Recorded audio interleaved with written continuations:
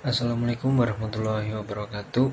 Perkenalkan, nama saya Suryo Tristianto Adi dari Politeknik di Cilacap, jurusan Prodi Teknik Listrik, D3 Teknik Listrik, kelas TL2B dengan NIM 1901040013. Berikut ini saya akan menjelaskan tentang perawatan dan perbaikan hubungan kelistrikan dalam instalasi listrik.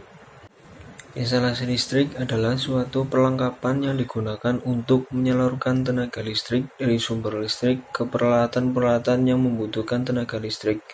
Di dalam suatu instalasi listrik terdapat hubungan listrik, salah satunya yaitu kotak sikring yang sambungan kawat dan sambungan kawat instalasi. Untuk itu sangat dibutuhkan beberapa perawatan dan perbaikan hubungan tersebut supaya meminimalisir kerusakan ataupun konsleting pada sebuah rangkaian atau komponen listrik. Sebelum melaksanakan perawatan dan perbaikan hubungan kelistrikan instalasi listrik, saklar pemutus daya dan MCB harus dibuka terlebih dahulu serta sikring dilepaskan. Pekerjaan-pekerjaan dalam perawatan dalam perbaikan hubungan kelistrikan instalasi listrik meliputi 1. Kotak sikring. Langkah-langkah yang harus dikerjakan adalah sebagai berikut. A.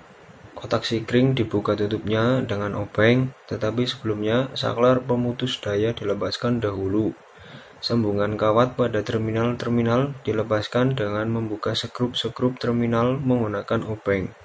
Karena panas dan lambat pada terminal tersebut sering membentuk kotoran atau kerak-kerak yang dapat menghambat aliran arus listrik, maka harus dibersihkan dengan menggunakan amplas atau kertas gosok yang halus dengan cara menggosokkan sampai bersih.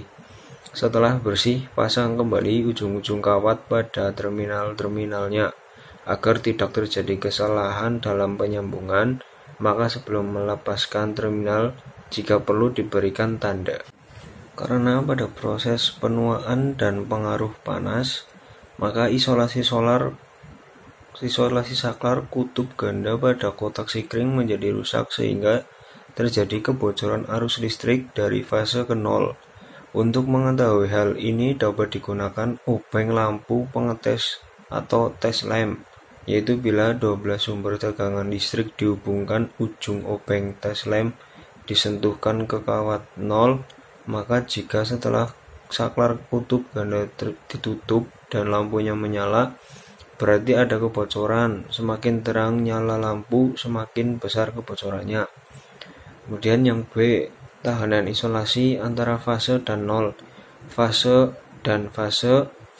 dan bumi atau ground, 0 dan bumi diukur. Bila hasilnya lebih kecil dari 1000 watt tiap volt, maka diadakan pemeriksaan bagian instalasi yang mengalami kerusakan isolasi dan harus diganti kabelnya. Berikutnya adalah yang kedua, sambungan kawat instalasi.